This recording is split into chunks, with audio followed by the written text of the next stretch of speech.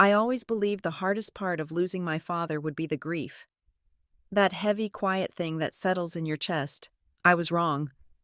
The hardest part was watching my sister, Dahlia, arrive 20 minutes late to the funeral, turning our tragedy into a photo opportunity. She thought she was fighting for the millions she believed she deserved. She didn't realize she was actually fighting for the one thing Dad made sure she could never buy: the truth. The fog in Marrow Bay does not roll in like it does in the movies. It does not creep or whisper.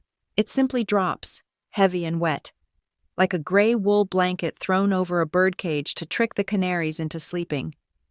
I drove my 10-year-old sedan through the thick of it, the wipers fighting a losing battle against the mist, and I felt exactly how the town looked: gray, heavy, invisible. Returning to the place where you grew up is supposed to feel like coming home, but driving past the peeling billboard that welcomed visitors to the Maritime District just made me feel small. I was 33 years old. I worked as an archivist for a mid-sized library in a city 3 hours inland. I paid my rent on time. I watered my plants. And I called my father every Sunday at 7 in the evening. That was my life. It was a good life. It was a quiet life. But as I pulled into the gravel driveway of the house my father had built with his own hands, my life felt paper thin. Dad had died on a Tuesday, a heart attack, massive and immediate. The coroner said he was gone before he hit the floor of the kitchen. I like to think he was making coffee. He loved coffee, black and bitter enough to strip paint. The house looked exactly as it always had: a sprawling 2-story craftsman that had weathered 50 years of salt spray. The siding was a deep, bruised blue, and the porch light was still on, fighting the daylight fog. I parked next to his truck. I sat there for a long time, gripping the steering wheel, waiting for the tears to come back. But they did not come. I just felt a hollow, aching numbness. I felt like a ghost haunting my own history. I was the first one at the funeral home the next morning. It was a small, somber building near the cliffs, smelling of lilies and formaldehyde. I stood by the open casket and looked at him. They had done a good job. He looked like he was sleeping. Although he never wore a suit that nice in real life, his hands, calloused and permanently stained with engine grease no matter how much he scrubbed, were folded neatly over his chest. I touched his knuckles. They were cold. People started to trickle in around 10. Old men in windbreakers who had worked the docks with him, the woman from the bakery who always saved him the burnt ends of the brisket. They murmured soft things to me. They said he was a good man. They said he was honest. They looked at me with pity, seeing the daughter who had stayed close, the one who didn't make headlines. Then the atmosphere in the room shifted. It wasn't a sound. It was a change in the air pressure. Dahlia had arrived. My sister came in 20 minutes late. She did not come alone. 2 assistants flanked her, dressed in severe black that cost more than my car. Behind them, a videographer held a camera low at his hip, the red recording light blinking like a calm, unblinking eye. Dahlia looked devastated. She looked beautiful. She was wearing a vintage black veil that suggested a widow rather than a daughter, and her dress was tailored to within an inch of its life. She paused in the doorway, waiting for heads to turn. They did. She brought the oxygen of the outside world with her, the scent of expensive perfume and city rain. "Sadie," she breathed, crossing the room with a fluid grace. She pulled me into a hug that looked tender to everyone else, but felt like being squeezed by a marble statue. She smelled like roses and cold cash. "I am so sorry I'm late," she whispered, loud enough for the front row to hear. The traffic coming out of the city was a nightmare, and the press. They just would not leave me alone. She pulled back and looked at me. Her eyes were dry, but her face was arranged in a perfect mask of tragic beauty. She touched my cheek. "You look tired. Sadie, you look so worn out." "I am fine," I said. My voice sounded rusty. Dahlia turned to the room. She began to greet people. She didn't just shake hands. She held them. She nodded deeply as they spoke. She let the videographer capture her wiping a non-existent tear when old Mr. Henderson told a story about Dad fixing his boat engine for free. She was harvesting their grief. She was turning this funeral into content. I watched from the corner, feeling a wave of nausea roll through me. These people loved him. To them, he was Frank Butler, the man who loaned them tools and remembered their birthdays. To Dahlia, he was a backstory. He was the rugged, salt-of-the-earth origin story that softened her corporate edges. I walked outside to get air. The fog was lifting, revealing the gray ocean churning against the rocks below. I lit a cigarette, a habit I had quit 3 years ago but picked up again the moment the coroner called. "I missed you, Dad," I whispered to the smoke. "I missed you so much, and I really wish you had left instructions on how to handle her." The reading of the will took place 2 days later. The office of Arthur Vance was located above a bait shop, a detail that used to make Dahlia wrinkle her nose. The stairs creaked. The waiting room had wood paneling from the 1970s. Mr. Vance had been Dad's lawyer for 40 years. He was a tortoise of a man, slow-moving and wrinkled, with eyes that had seen every petty dispute in Marrow Bay. He sat behind his desk, shuffling papers. His hands were shaking slightly. That was the first thing that felt wrong. Arthur Vance was steady as a rock. Today, he looked like he was expecting a bomb to go off. Dahlia sat on the leather sofa, checking her phone. She had already complained about the smell of the bait shop twice. I sat in the wooden chair opposite the desk, my hands folded in my lap. "Shall we begin?" "Mr. Vance asked. "Please," Dahlia said, not looking up. "I have a flight at 6. "Mr. Vance cleared his throat. He put on his reading glasses.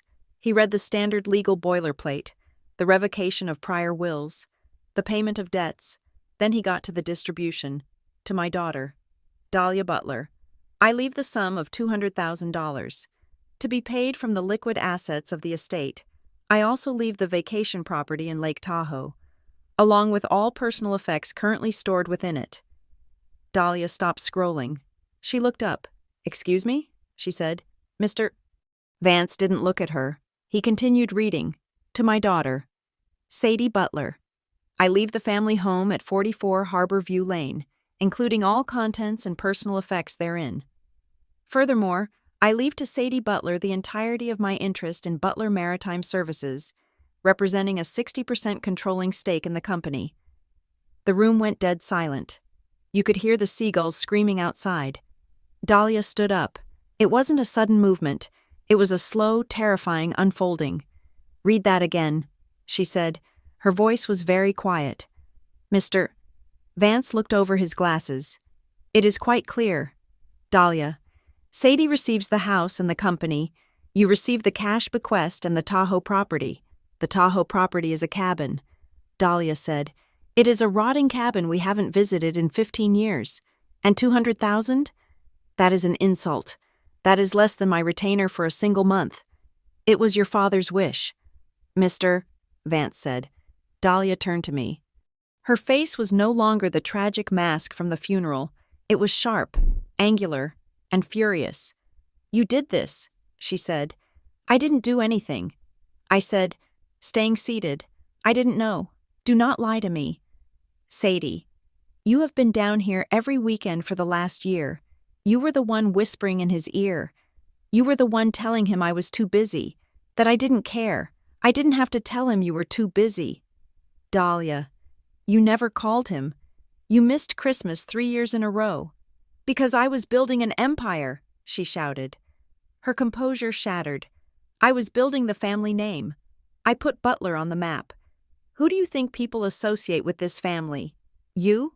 The librarian? No, it is me. I am the success story. I am the one who deserves to lead this company. The company is a tugboat fleet and a logistics office." I said, "It is not an empire. It is leverage." Dahlia snapped. She looked at Mr. Vance. "This is undue influence. My father was not in his right mind. He was lonely, and she preyed on that. She weaponized his pity." "Dahlia, please." "Mr. Vance said. "There is more," Dahlia insisted. "There has to be more. Dad was worth more than a house and a few boats. Where are the investments? Where is the capital account?" Mr. Vance hesitated. He looked down at his files. He closed the folder in front of him. "There is a separate trust instrument," he said softly. Dahlia's eyes narrowed. "What trust?" "It is an administrative trust," Vance said. He looked nervous. He was sweating. I could see a bead of perspiration run down his temple. "It is being handled. Separately." "Handled by whom?" Dahlia demanded. "By a third-party administrator," Vance said. "It is not part of the probate estate. It is not subject to this discussion." "Show it to me," she demanded. "I cannot," he said. "Why not?" "Because I do not have access to it," Vance said. His voice was tight. "And neither do you." Dahlia looked at him, and then she looked at me. She picked up her purse. She didn't scream anymore. She became very, very cold. "This isn't over," she said. She walked out. The door slammed so hard the diploma on the wall tilted. I looked at Mr. Vance. "What is going on?" "Arthur, what is the administrative trust?" He took off his glasses and rubbed his eyes. He looked 10 years older than he had when we walked in. "Your father was a complicated man." "Sadie," he said. "He wanted to protect you." "From what?" I asked. "From the sharks," he said. He looked at the door where Dahlia had exited. "And from the wolves who think they are sharks." I went back to the house. I felt sick. I walked through the rooms, touching the furniture, the leather armchair where he watched baseball, the kitchen table with the cigarette burn he tried to hide with a placemat. It was mine now, all of it, but it felt like I was trespassing. An hour later, Dahlia's car screeched into the driveway. She didn't knock. She used her key, the one she hadn't used in years. She stormed into the kitchen where I was making tea. She didn't have the cameras with her this time. This was the real Dahlia. "You are going to fix this," she said. "There is nothing to fix," I said, keeping my back to her. "Dad made his choice." "He was manipulated," she yelled. She slammed her hand on the counter. "Do you think I am stupid? Sadie, I know you. You have always been jealous. You have always been the little mouse, hiding in the corner, resenting me because I actually went out and did something with my life. I don't resent you," I said. I turned around. "I pitied you." Her face twisted. "You pity me?" "I pitied you because you missed it," I said. "You missed the nights we sat on the porch and listened to the ocean. You missed him teaching me how to fix the sink. You missed his life. Dahlia, you just showed up for the end credits." She laughed. It was a harsh, ugly sound. "Oh, spare me the Hallmark movie speech. This isn't about memories. This is about assets. Butler Maritime is sitting on prime waterfront real estate. The valuation is through the roof if we liquidate and sell to developers. That is millions of dollars. Sadie, millions. And you are going to sit on it and let it rot because you are sentimental? I am not selling the company." I said, "Dad wanted it to keep running. He cared about the crews. The crews are obsolete," she said. "This is business. But you wouldn't understand that, would you? You are just a failed daughter who clung to Daddy because she was too scared to face the real world." "Get out," I said. She stared at me. She smiled. But it didn't reach her eyes. "I am going to destroy you in court. Sadie, I have the resources. I have the lawyers. I will paint you as a leech who took advantage of a senile old man. I will drag your name through the mud until you beg me to take the money. Get out," I screamed. She turned on her heel. "Enjoy the house. Sadie, it is the last thing you will ever own." 2 days later, the courier arrived. He handed me a thick envelope. It was from Lark and Weller, LLP. I knew the name. Everyone knew the name. They were the firm you hired when you wanted to scorch the earth. I opened it at the kitchen table. It was a notice of contest. Dahlia was suing to invalidate the will. The language was brutal. It alleged undue influence, diminished mental capacity, and fraudulent inducement. It claimed I had isolated our father, controlled his medication, and forced him to sign a will he didn't understand. I sat there, staring at the words, undue influence. I thought about the nights I sat up with him when he had the flu. I thought about the times we drove to the diner for pancakes. I thought about the love we had. And here it was, reduced to legal jargon, twisted into something ugly and criminal. Love turns into paperwork so fast it makes your head spin. I needed to cook. Cooking was the only thing that calmed me down. I got up and went to the shelf where Dad kept his cookbooks. He wasn't a gourmet chef, but he had a few favorites. I pulled down his battered copy of The Coastal Kitchen. It was falling apart, held together by rubber bands.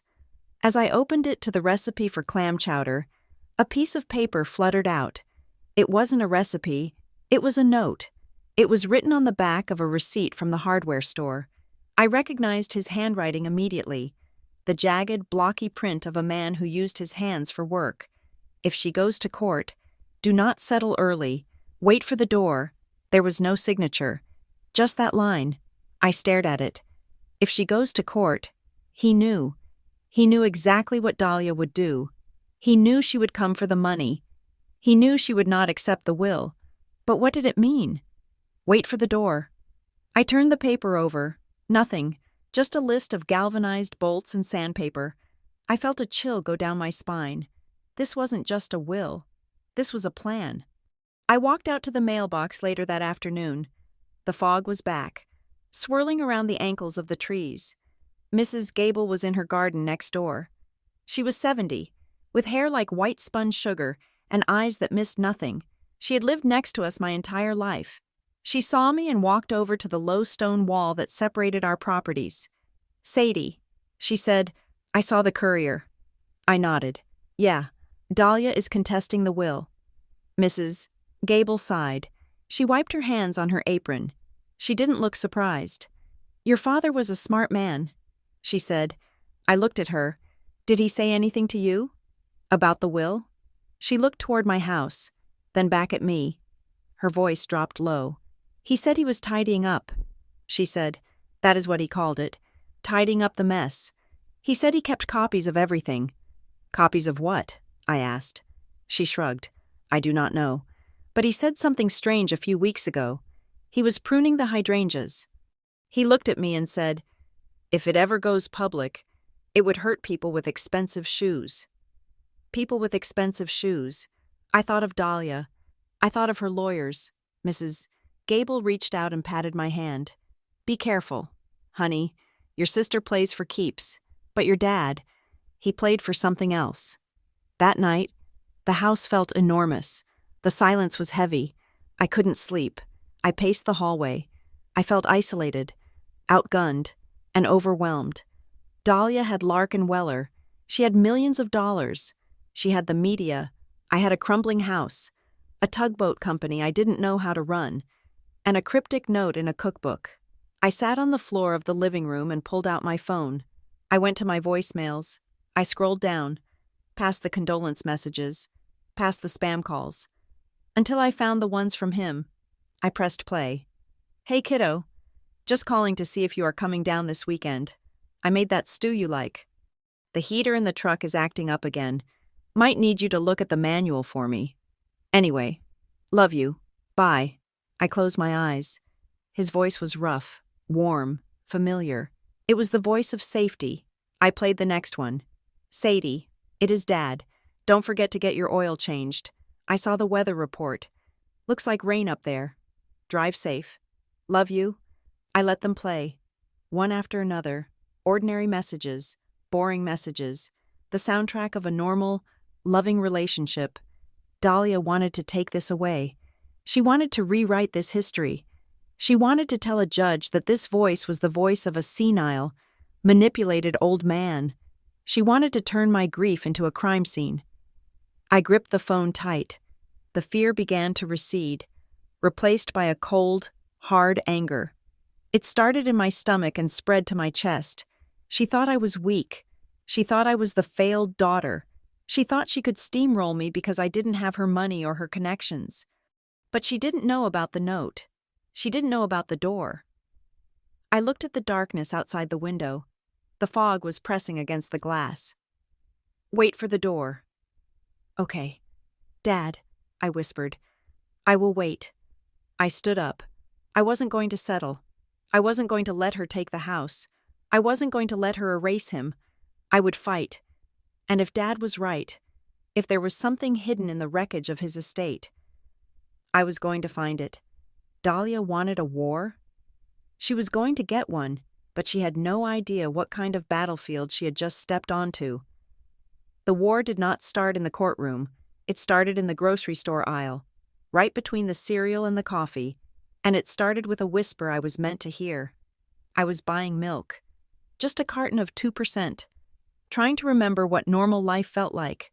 2 women I had known since high school were standing near the bakery section. They didn't see me at first. One of them, a woman named Clara who ran the local boutique, was scrolling through her phone. "It is just sad, really," Clara said. "I mean, Dahlia has been supporting that family for years, and now Sadie is trying to cut her out?" I froze. My hand gripped the cold handle of the dairy case. "I saw the post this morning." The other woman said, "It said Sadie has never held a real job, that she was living off Frank's pension while he was sick. It is elder abuse. Practically," Clara said.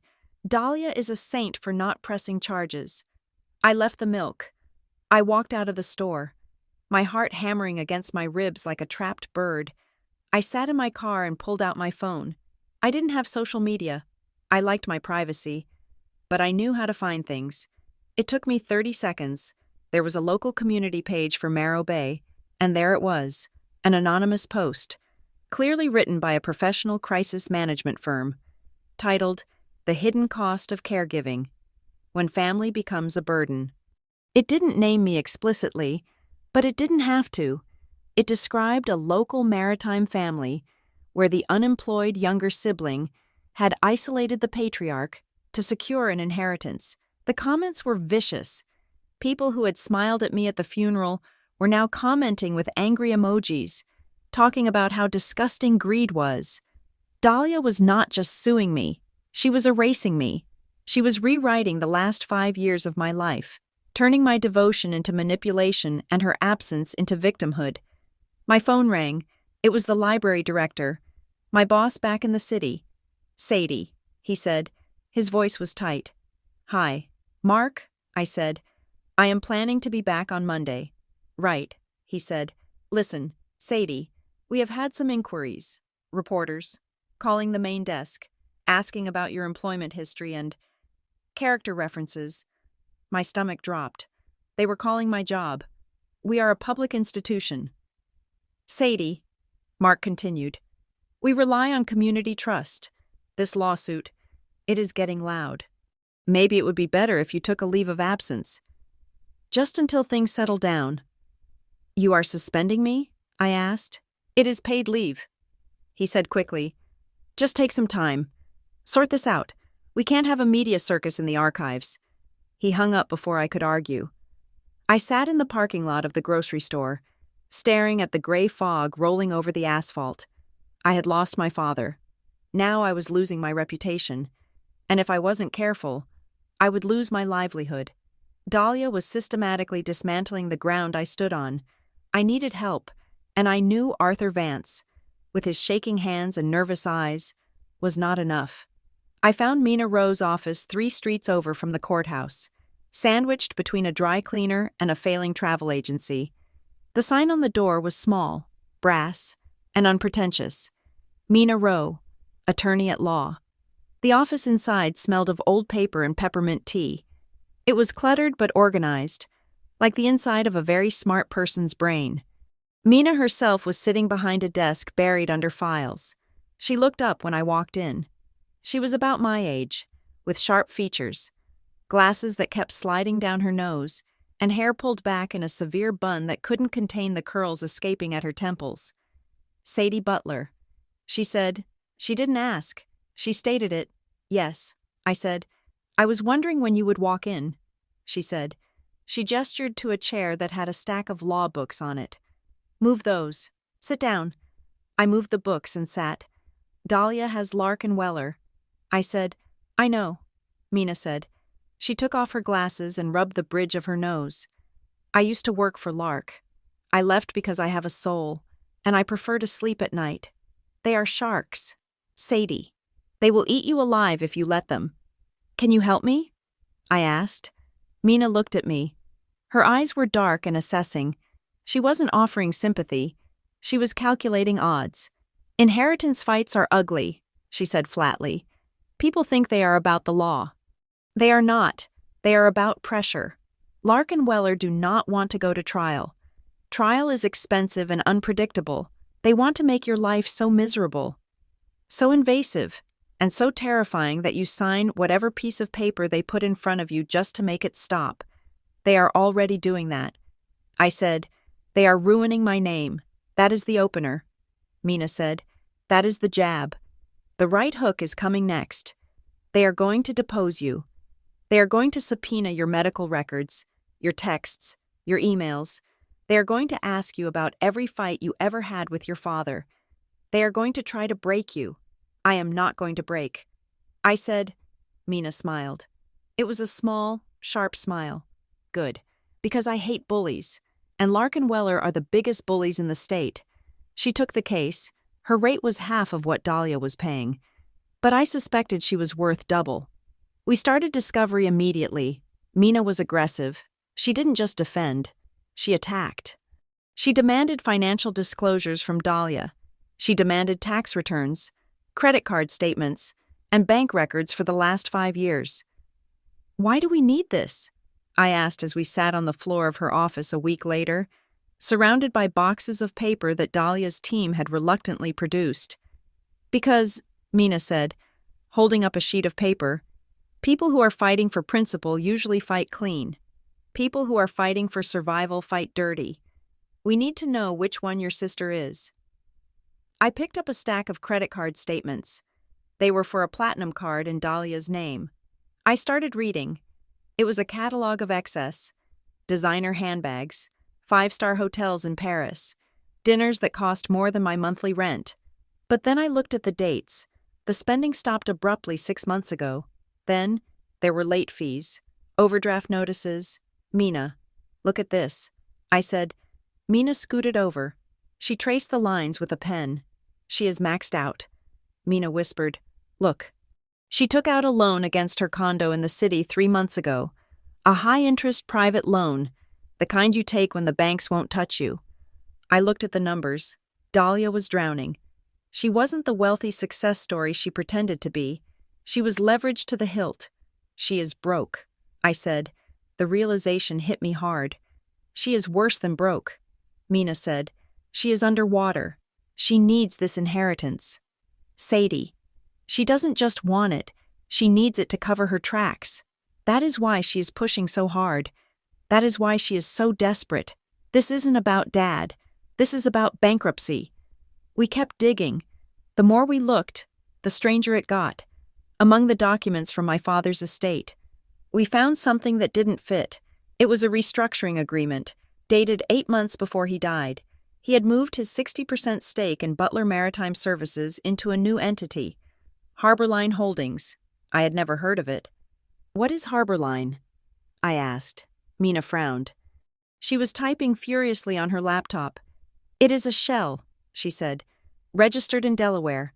Agent for Service of Process is a generic corporate filing company. No employees, no office, just a holding tank for the shares." "Why would Dad do that?" I asked. He liked things simple. He hated corporate nonsense. Mina spun her laptop around. "Look at the operating agreement. It is incredibly restrictive. The shares in Harborline cannot be sold or transferred without unanimous consent of all members. But the only member was your father. Now, it is you. It feels like he was hiding them," I said, "or protecting them." Mina nodded. "We need a forensic accountant. I know a guy. He is expensive, but he can find a needle in a haystack of needles." The accountant's name was Ben. He was a quiet man who smelled of coffee and toner. He set up shop in Mina's conference room and went through the Butler Maritime books for the last 2 years. 3 days later, he called us in. "I found something," Ben said. He pointed to a spreadsheet projected on the wall. "See these transfers?" he asked. "Starting 2 years ago, $5,000 a month, then $10,000, then $15,000. They are listed as consulting fees to a vendor called Apex Solutions." "Who is Apex Solutions?" I asked. "That is the question." Ben said, "I ran a check. The address is a P.O. box in the city, no website, no LinkedIn, no business license. So Dad was paying a ghost? I asked. Or he was being extorted? Mina said darkly. Or paying hush money. My father wouldn't pay hush money. I said defensively. He was an honest man. Honest men get caught in bad situations. Sadie, Mina said gently, the total is nearly $300,000 over 2 years. That is a lot of cash for a small company. And look at this. She pointed to the date of the last payment. It was the week before he died. Whatever this is, Mina said, it didn't end with him. I needed to see the business. I needed to stand in the place where my father had spent his life and see if I could feel the truth of it. I drove down to the docks the next morning. Butler Maritime was housed in a corrugated metal building at the end of a long pier. Tugboats bobbed in the gray water, their paint chipped and salt-crusted. I walked into the main office. It was quiet. The receptionist, a woman named Patty, who had been there since I was a kid, looked up. Her eyes went wide. Sadie, she said, "Oh, honey, I am so sorry." She came around the desk and hugged me. She felt solid and real. "How are things here, Patty?" I asked. She pulled back. Her face was worried. "Tense," she said. "We do not know what is happening. We hear rumors about the lawsuit, about Dahlia." I walked back into the break room. 3 of the senior crew members were sitting there, drinking coffee out of styrofoam cups. They stood up when I entered. "Sadie," one of them said. It was Mike, the foreman. He was a giant of a man with a beard like steel wool. "Hi, Mike," I said. "We were sorry to hear about Frank." Mike said, "He was the best boss we ever had." I sat down at the wobbly table. "I need to ask you guys something." I said, "About Dahlia." They exchanged glances. The air in the room grew heavy. "She was here, wasn't she?" I asked. "A few years ago, during the rebrand." Mike scoffed. "Yeah, she was here. She came in wearing heels that cost more than my truck. She walked around like she owned the place, said we were inefficient, said the logo was dated. Did she try to fire anyone?" I asked. Mike nodded grimly. "She wanted to cut the maintenance crew, said we could outsource the repairs to a firm in the city. Cheaper," she said. "Frank told her to get out. He said these men were family. He said as long as he breathed, nobody was getting laid off to save a nickel. She threatened us." Another man said, "He was younger, with a scar over his eye. She told me in the parking lot that when she took over, she would clear house. She said we were dead weight." I felt a cold anger settling in my stomach. This wasn't just about money for Dahlia. It was about power. It was about proving she was better, smarter, more ruthless than the father who raised her. She wanted to strip this place down and sell it for parts. "She is not taking over," I told them. "I promise you." Mike looked at me. "You got a fight on your hands." "Sadie, she is mean. Your dad knew it." "What do you mean he knew it?" I asked. Mike hesitated. "A couple months ago. Frank was in here. He was looking at some papers. He looked scared. Sadie, I never seen him scared. He told me, 'Mike, if anything happens to me, you watch out for Sadie. Her sister has teeth.'" I drove back to Mina's office with Mike's words ringing in my ears. Her sister has teeth. Mina was waiting for me. She held up a thick envelope. "Settlement offer," she said. My heart jumped. "Already?" Mina opened it. She slid a document across the desk. "It is generous, on the surface," she said. "Dahlia is offering to drop the lawsuit. She is offering to let you keep the house, the car, and the personal effects. She will take the cash bequest and the Tahoe property. And the company?" I asked. "That is the catch." Mina said, "She wants you to sign over your interest in Harborline Holdings. She wants the shares." I looked at the paper. It looked so clean, so simple. I could sign this, and the nightmare would end. I could keep my home. I could stop the bleeding. "Read paragraph 4. Mina said. I looked down. Confidentiality and release. The parties agree to keep the terms of this settlement and all matters related to the estate of Frank Butler strictly confidential. Furthermore, Sadie Butler hereby waives any and all claims, known or unknown, against Harborline Holdings, its officers, directors, and affiliates. She wants a waiver. I said. She wants you to promise you will never look inside Harborline, Mina corrected. She wants you to hand over the company and agree never to ask where the money went. Why? I asked. If she is broke, why does she want a shell company? Because the shell company is the key, Mina said. It is either worth a fortune, or it is hiding a crime. Either way, she wants it, and she wants you to shut up about it. It is a trap, I said. It is a big, shiny trap. Mina agreed. If you sign this, you are safe. But you will never know what your father was really doing, and you will be handing his legacy over to the woman who wanted to fire his crew. I thought about the note in the cookbook. Do not settle early. Wait for the door. I am not signing. I said. Mina grinned. I was hoping you would say that. I will draft the rejection letter. I will make it polite, but firm. We are going to tell them that we are not interested in crumbs. We want the whole loaf. That evening, the weight of the decision hit me. I sat on the back porch of my father's house, watching the sun go down over the water. The sky was a bruised purple. I was angry. I was furious at Dahlia for her greed, for her lies, for the way she had turned our family into a legal case study. But under the anger, there was something sharper. Grief. I remembered a summer when I was 10 and Dahlia was 16. We were on the beach. I had stepped on a piece of broken glass. I was screaming, blood pouring from my foot. Dahlia didn't hesitate. She scooped me up, even though I was heavy, and carried me all the way up the dunes to the house. She cleaned the cut. She held my hand while Dad stitched it up. She told me I was brave. She had protected me then. She had been my big sister. How did we get here? How did the girl who carried me up the dunes become the woman who wanted to destroy me? I wanted to hate her. It would be easier if I hated her completely. But part of me, the stupid, childish part, still wanted her approval. I still wanted her to look at me and say I was brave. I wiped my eyes. Crying wouldn't help. Dad didn't raise us to cry. He raised us to fix things. I went inside. The house was quiet, but it felt restless. I walked into the kitchen, then the living room. I felt like I was looking for something, but I didn't know what. I ended up in the basement. It was a finished basement, paneled in wood, where Dad kept his workbench and his files. It smelled of sawdust and old paper. I walked over to the workbench. His tools were hanging on the pegboard, outlined in black marker so he would know if one was missing. He was meticulous. I looked at the wall behind the workbench. The wood paneling was dark. Knotty pine. Something caught my eye. A faint scratch on the floor. I knelt down. There were drag marks in the dust. Something heavy had been moved recently. I looked at the paneling. One of the panels looked slightly uneven. The gap at the bottom was a fraction of an inch wider than the others. I put my fingers in the gap and pulled. The panel popped off.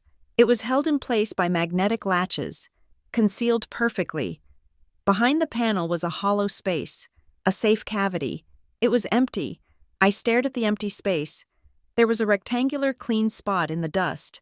A box had been there. A lockbox. Probably. I touched the dust. It wasn't thick. The box had been removed recently. My heart started to race. Who had been down here? I had the only key to the house. Since the funeral, I had been the only one here. Except Dahlia. She had come to the house that first day. She had used her key. She had stormed into the kitchen. Had she come down here? Had she known where to look? Or was it someone else? I thought about the neighbor's warning. He kept copies of everything. The copies were gone. I stood up, my breath coming fast. I wasn't just fighting a legal battle. I was in a race. Someone had already been inside the house. Someone had already taken the evidence. I ran upstairs and checked the doors. Locked. I checked the windows. Locked. But the house didn't feel safe anymore.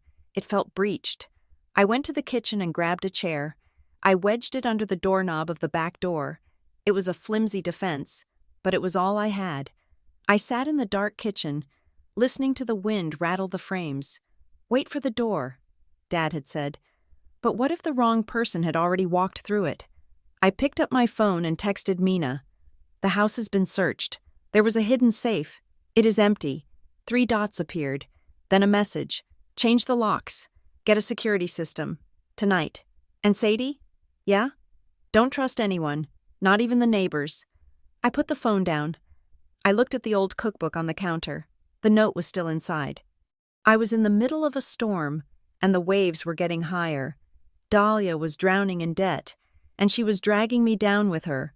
But there was a third player in the water, a ghost vendor, a missing lockbox, a man in a black suit that the waitress had seen. I wasn't just fighting for my inheritance, I was fighting for the truth. And I had a terrible feeling that the truth was going to hurt a lot more than the lie. I went to the drawer and took out a heavy flashlight. I set it on the table next to me. I am ready, I whispered to the empty room. But as the shadows lengthened across the floor, I wasn't sure if I was trying to convince the ghosts or myself.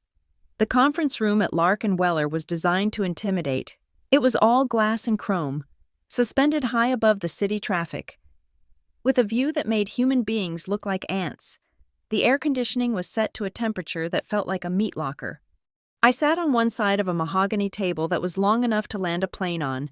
Mina sat next to me, her posture rigid, her pen hovering over her legal pad like a hawk waiting to dive.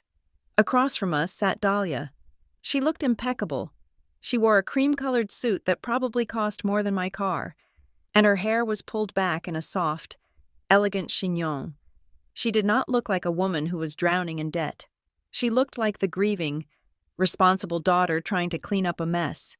Next to her was her lead attorney, Marcus Weller. He was a man who smiled with his mouth, but never with his eyes. He checked his watch, a gold timepiece that caught the harsh fluorescent light. "We are on the record," the court reporter said softly. Weller leaned forward. "Ms. Butler," he said to Dahlia, his voice dripping with faux sympathy, "can you describe your sister's relationship with your late father in the final year of his life?" Dahlia took a breath. She looked at the camera, then down at her hands. She dabbed the corner of her eye with a tissue that remained perfectly dry. "It was complicated," she said softly. "Sadie loved our father. I know she did. But she was very dependent on him." "Dependent in what way?" Weller asked. "Emotionally," Dahlia said. She looked at me then, her eyes swimming with a pity that made my skin crawl. Sadie has always struggled to find her footing in the real world. After our mother died, she latched onto Dad. She didn't have a career, really. She didn't have a partner. Her whole identity was wrapped up in being his caretaker. "That is a lie," I said. Weller held up a hand. "Please let the witness finish." "Ms. Butler," Dahlia continued, her voice gaining confidence. "Toward the end, it became unhealthy. Dad would call me, sounding exhausted. He told me Sadie wouldn't let him answer the phone. She screened his calls. She isolated him. He felt trapped in that house with her. He wanted to help her, because he felt guilty that she hadn't launched, but it was draining him." My hands curled into fists under the table. I dug my nails into my palms until I felt the sharp bite of pain. I wanted to scream. I wanted to flip the table. I wanted to tell them about the nights he cried on my shoulder, about the soup I made him, about the laughter we shared while watching old westerns, but I knew what they were doing. Mina had warned me. If I exploded, if I raised my voice, I would prove their point. I would be the unstable, emotional daughter. Dahlia was the cool, rational executor. I was the hysterical dependent. So I sat there. I swallowed the bile rising in my throat. I let her rewrite my life for the record. "He was vulnerable," Dahlia said, looking straight into the camera, and I believe, in his confusion, he signed things he didn't understand just to keep the peace, just to make her happy. When the deposition ended, I went to the bathroom and dry-heaved into the sink. My face in the mirror looked pale and haunted. I looked exactly like the woman Dahlia had described. Mina was waiting for me in the lobby. She didn't ask if I was okay. She knew I wasn't. "We need a drink," she said, "but we have work to do first." We went back to her office. The sun was setting, casting long, jagged shadows across her desk. Mina threw her briefcase down and kicked off her heels. "That was a performance," she said. "She is good. I will give her that. She is very good. She is lying. I said. I was shaking. Of course she is lying. Mina said. But she is lying with a purpose. She is building a narrative of undue influence. She is setting the stage to invalidate the will based on your control over him. It is working. I said. I sound pathetic. Mina spun her chair around to face her computer. Stop it. It is not working until the judge says it is working. And we just got a hit on the financial trace. I pulled a chair over. What did you find? Remember the lockbox? Mina asked. The empty spot in the basement? I nodded. The dust outline. I had the forensic accountant run a deeper search on your father's banking activity. Mina said, not just the transfers, the physical visits. We found a log from the First National Bank of Morro Bay. Your father had a safe deposit box there. Box number 402. I didn't know he had a box. I said, he did. Mina said, and here's the interesting part. The box was accessed 3 weeks before he died. Dad was bedridden 3 weeks before he died. I said, he couldn't walk to the bathroom, let alone the bank. Exactly. Mina said. Her eyes were hard. He didn't access it. Someone accessed it for him. She turned the screen toward me. The bank log showed a signature for entry. It wasn't my father's. It was signed by an authorized representative. Who? I asked. The bank notes say the person presented a durable power of attorney. Mina said, I felt a cold knot form in my stomach. I never had a power of attorney. Dad was cogent until the end. We never needed one. If you didn't have one, I said, then who did? Mina looked at me. There is only one other person who stood to gain from emptying that box. Dahlia. We filed a motion the next morning. Motion to compel production of power of attorney document. Lark and Weller stalled. They claimed they needed time to locate the file. They claimed it was privileged. They claimed it was irrelevant. Mina hammered them. She sent letters that were polite, professional, and absolutely dripping with threat. She cited statutes I didn't know existed. Finally, 3 days later, a courier arrived at Mina's office. I was there when she opened it. Inside was a single photocopy of a document. It was a durable power of attorney, granting Dahlia Butler full authority over Frank Butler's financial and legal affairs. It was dated 1 month before his death. I looked at the signature at the bottom. Frank J. Butler. I stared at it. I had seen my father's signature thousands of times. On report cards, on checks, on birthday cards. I knew the loop of the F and the sharp cross of the T. This looked like his signature, but it felt wrong. It is too neat. I whispered. What? Mina asked, leaning in. Dad's hands had a tremor at the end. I said, Parkinson's. It was mild, but it was there. When he signed things, the lines were always a little jagged, especially the B. Look at this. I pointed to the document. The lines were smooth, fluid, confident. This was signed by a steady hand. I said. Mina grabbed a magnifying glass from her drawer. She peered at the photocopy. You are right, she muttered. The pressure is even. No hesitation marks. She is a forger. I said. The realization hit me like a physical blow. She forged his name to steal the lockbox. We don't know that yet, Mina said, her voice sharp. This is a copy. Copies hide sins. We need the original. We hired a forensic handwriting expert, a man named Dr. Aris who had testified in federal fraud cases. He looked at the photocopy and the known samples of Dad's writing we provided. Checks, letters, the note from the cookbook. I cannot be conclusive without the original wet ink document. Doctor, Aris told us in Mina's conference room, but I can tell you this. The signature on the power of attorney is highly inconsistent with the tremors seen in the contemporaneous samples. It lacks the micro-hesitations typical of a writer with his medical condition. It is a forgery? I asked. It is highly suspicious, he said carefully. We went to court. It was a preliminary hearing. Just the lawyers and the judge. I sat in the back, watching Dahlia's team. Dahlia wasn't there. Mina was on fire. Your Honor, she said, her voice ringing in the high-ceilinged courtroom. The validity of this power of attorney is the linchpin of the respondent's access to the decedent's assets prior to death. We have expert testimony suggesting inconsistencies. We demand the original document be produced for forensic analysis. Weller stood up. He looked annoyed, like he was dealing with an unruly child. Your Honor, the original is in our archives. It is a standard document. This is a fishing expedition designed to harass my client. If it is a standard document, Judge Holloway said, peering over his glasses, then you should have no trouble producing it. I want the original in this courtroom within 48 hours, or I will entertain a motion for sanctions. Weller's jaw tightened. Understood, Your Honor. As we walked out of the courthouse, I felt a strange vibration in my pocket.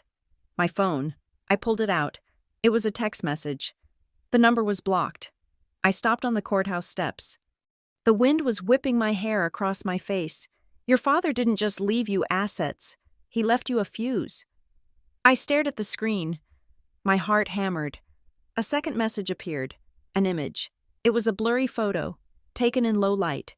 It showed a page of a ledger, an old-fashioned, green-lined accounting ledger. At the top of the page, stamped in red ink, was the word Harbor Line. Below it were rows of entries, dates, amounts, and initials. MBRI, $15,000, MBRI, $15,000, MBRI, $20,000. I showed the phone to Mina. What is MBRI? I asked. Mina squinted at the screen.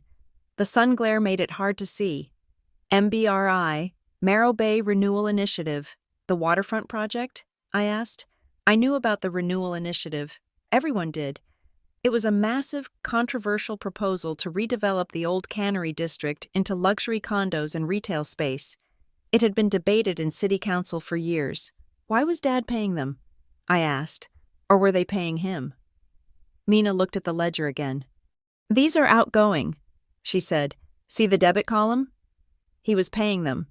Through Harbor Line. We went back to the office and Mina started digging. She pulled up the public filings for the Marrow Bay Renewal Initiative. It was backed by a consortium of developers from the city. Wait, Mina said. She was scrolling through a list of vendors attached to the project. Look at the lobbying firm. She pointed to a name. Apex Solutions. The ghost vendor. I said, the one Dad was paying.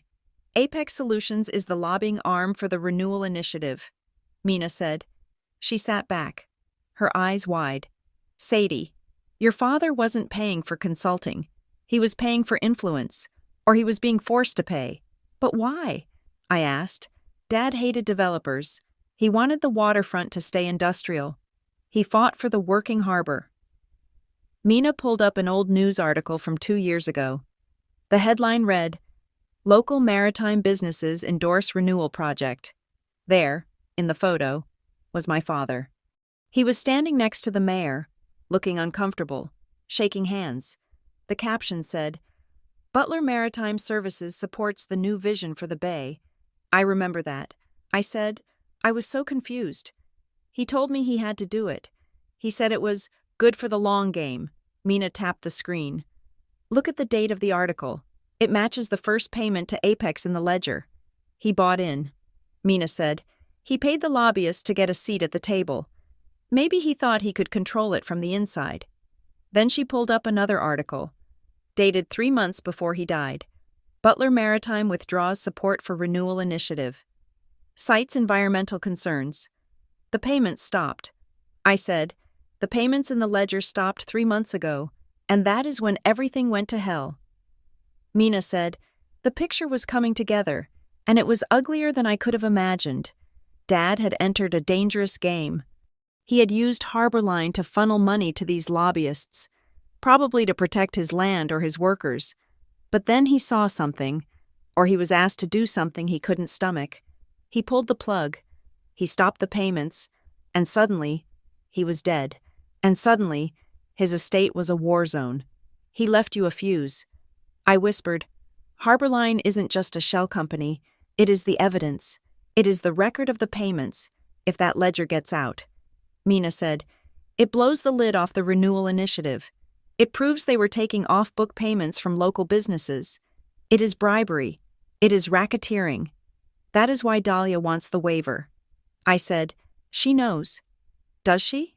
Mina asked. Or does the person pulling her strings know? We left the office late.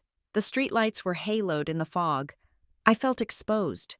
Every car that passed looked suspicious. Every shadow looked like a man in a black suit. I drove home, checking my rearview mirror constantly. When I got to the house, I double-checked the locks. I checked the new alarm system Mina had made me install. I couldn't sleep. I sat in the living room with the lights off, watching the driveway. The next morning, we had to go back to court for a scheduling conference. Dahlia was there. She looked different. The polished veneer was cracking. Her eyes were red-rimmed. Her hands were trembling as she poured water from a pitcher during a recess. I went outside to get air. I stood on the concrete plaza, watching the pigeons fight over a crust of bread. Sadie. I turned. Dahlia was standing there. She wasn't surrounded by her lawyers. She was alone. She was smoking a cigarette, holding it with a desperate, jerky motion. You shouldn't be smoking, I said automatically. It is bad for your skin. She laughed, a harsh, brittle sound. She took a long drag. You think you are winning, don't you? I am not trying to win. Dahlia, I am trying to understand. You are digging a hole, she hissed. She took a step closer. Her perfume was overwhelming, sweet and cloying. You think this is about me being greedy? You think this is about the Tahoe house? I think you forged his signature. I said, I think you stole the lockbox. Her face went pale. Then it twisted into a grimace. You have no idea what Dad did, she whispered. Her voice shook. You have no idea what kind of mess he left us in. Then tell me, I said. Tell me the truth. I can't, she snapped. She looked around wildly, as if she expected someone to be listening. They will ruin us. Sadie, they will take everything. The house, the company, your little library job, everything. Who are they? I asked. The developers? The people behind the renewal initiative? She flinched. How do you know about that? I know about Apex Solutions. I said, I know about the payments. Dahlia's cigarette dropped from her fingers. She stared at me with pure terror. You need to stop, she said. Her voice was barely audible. You need to sign the settlement. You need to sign the waiver and walk away. Why? I asked. So you can bury the evidence? So I can save your life, she hissed. She grabbed my arm. Her grip was painful. Her nails dug into my skin through my jacket. Sadie, listen to me. For once in your life, stop being the righteous little sister and be smart. These people do not play by the rules. Dad tried to play them and look what happened. What happened? I asked. He had a heart attack. Dahlia let go of my arm. She stepped back. Her eyes were wide and wet. Did he? She whispered. My blood ran cold. What are you saying? I asked. Dahlia shook her head. She looked like she had said too much. She backed away. Just sign the papers. Sadie, please. Before the door opens. She turned and ran back toward the courthouse doors. I stood there, frozen. Before the door opens. She knew about the note, or she knew the phrase. I watched her go. I saw the way her shoulders hunched, the way she kept her head down. She wasn't a general commanding an army. She was a hostage. I realized then that I had been wrong about the war. It wasn't me against Dahlia. It was me and Dahlia against something much, much bigger. She had just surrendered to it, hoping for mercy. I wasn't going to surrender. I went back inside. Mina was waiting by the metal detectors. What happened? She asked.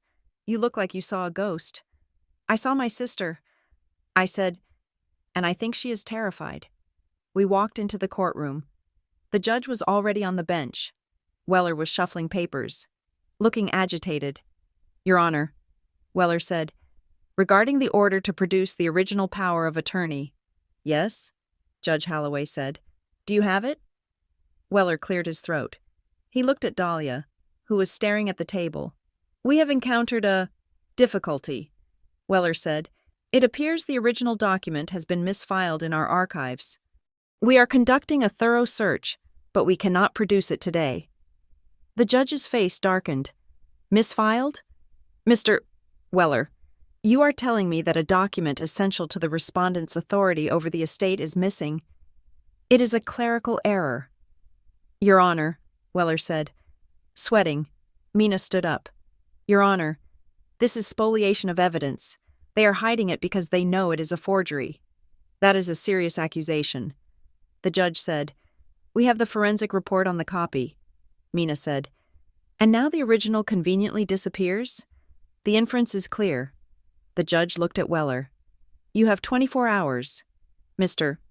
Weller, if that document is not on my bench by tomorrow morning, I will sanction your firm, and I will strike the power of attorney from the record. That means every action your client took under that authority, including accessing the safe deposit box, becomes unauthorized.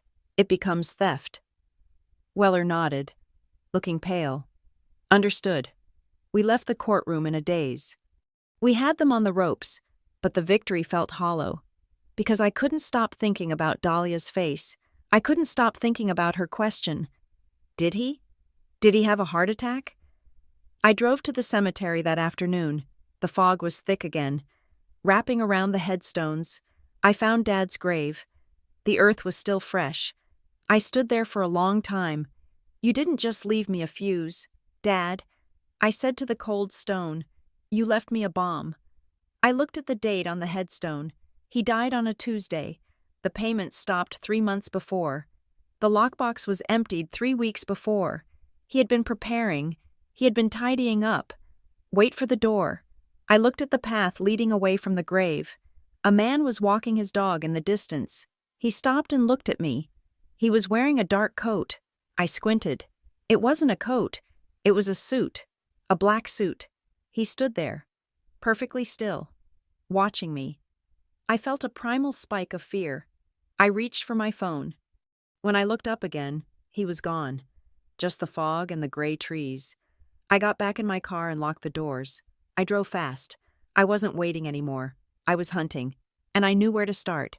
I needed to find the original power of attorney, because if Dahlia didn't have it, and Weller didn't have it, then it was somewhere else. And if I found it, I wouldn't just win the case. I might find out who killed my father, or if he was killed at all. I pulled out the blurry photo of the ledger again. I zoomed in on the bottom of the page. There was a small notation I hadn't noticed before. A faint pencil scrawl in the corner. Box 402. Safe. The bank box. But the box was empty. Dahlia had emptied it. Or had she? She said she signed things she didn't understand. She said she was pressured. What if she emptied the box? But she didn't give the contents to Weller. What if she kept them? What if that was her insurance? I called Mina. We need to depose Dahlia again. I said. We can't. Mina said. We just finished. No. I said, not a deposition. I need to talk to her. Alone. She won't do it. Mina said. Weller has her on a leash. Then I will cut the leash. I said. I hung up. I turned the car around. I wasn't going home. I was going to the one place Dahlia felt safe. I was going to the high-rise condo she was about to lose. I was going to kick down her door, and I was going to find out what she was hiding, even if I had to tear her polished life apart to find it. The days leading up to the trial felt like the air before a thunderstorm. Static, heavy, and smelling of ozone. The fog that clung to Marrow Bay seemed to have seeped into the courthouse itself, dampening the sounds in the hallways and making every conversation feel clandestine. We were 5 days out from jury selection when Dahlia's team made their move. It was an emergency motion, filed at 4 p.m. on a Friday, designed to bury us under paperwork for the weekend. The header read, Motion to seal financial records and restrict public access. I sat in the back of the courtroom on Monday morning, watching Marcus Weller argue. He was smooth. I had to give him that. He stood before Judge Holloway with his hands clasped behind his back, looking like a man burdened by the weight of propriety. Your Honor, he said, his voice echoing off the mahogany panels. This case involves a private family dispute. The financial records in question, specifically those related to the decedent's business interests, contain sensitive trade secrets and proprietary information. To air them in open court would cause irreparable harm to the reputation of Butler Maritime Services and my client. It serves no public interest. It is simply gossip. Mina stood up. She looked small next to Weller, but she stood like a pylon in a riptide. Your Honor, this is not a private dispute. This is a question of estate validity and potential fraud.